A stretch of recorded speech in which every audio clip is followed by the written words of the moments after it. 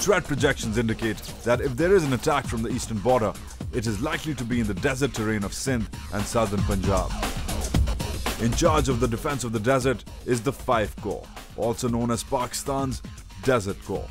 What is the strategic importance of this formation and how does mechanization fit into its battle plan?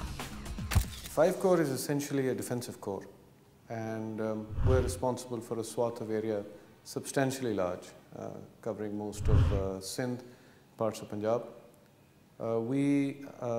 Within that defensive capability, have a very powerful offensive capability inbuilt to our corps.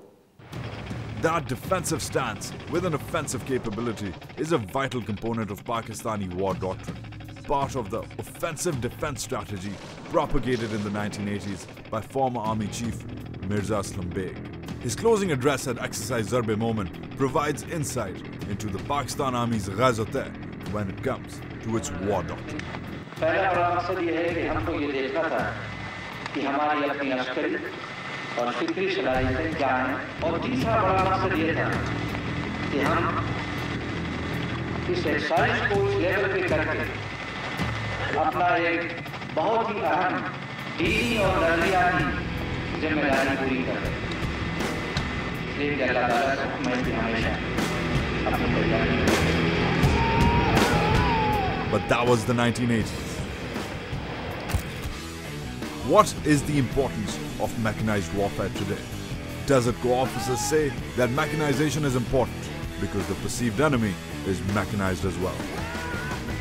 You know, since we are operating in the desert, and since we feel that if the enemy were to come into the desert, I mean, they would be using mechanized forces to be able to exploit the vastness and the accessibility of the desert, and therefore, in response to that, you have to be, equally equipped. We focus on conventional operations for our mechanized infantry, and this is as a response to what our envisaged threat is doing, where there is a tremendous emphasis on mechanization, on high-speed operations in tandem with special forces, and a short, intense, possibly short, intense war. So, in sync with that kind of an envisaged threat, we're looking at the mechanized infantry becoming more and more the backbone of our response. But besides the threat from the east, Pakistan is also facing an insurgency in its northwest. While the threat from India is a conventional one, where the mechanized infantry has an obvious role to play, what is the role of the mechanized infantry in this new, low-intensity conflict, or as the Army calls it, LIC? In LIC situations, basically, first, this infantry battalion is like any other infantry battalion. It can operate without APCs, like a normal regular infantry battalion. Yes, wherever there is a speed required for the operation, the APCs give an added advantage to a mechanized infantry. So, it is, in fact, the mechanized infantry has been very useful while operating in LIC environment. However, the general officer commanding of a mechanized division had another perspective.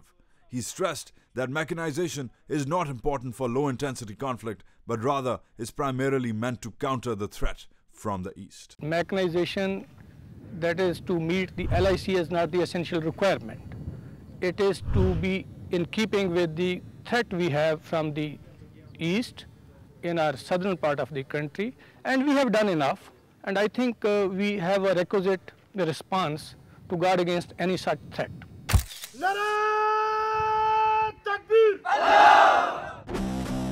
But considering that the majority of the infantry is not mechanized, how do non-mechanized, or as they are called, standard infantry units, see this? Is there a silver lining in the still not mechanized cloud? One standard unit's officers defended the traditional role. You cannot rule out the importance of foot infantry. Foot infantry is at the same time very important, because when you have to go and capture the ground, you have to stick there, and for that the foot infantry is required. So, where is the new Pakistani infantry headed in terms of mechanization? Is it on time or late?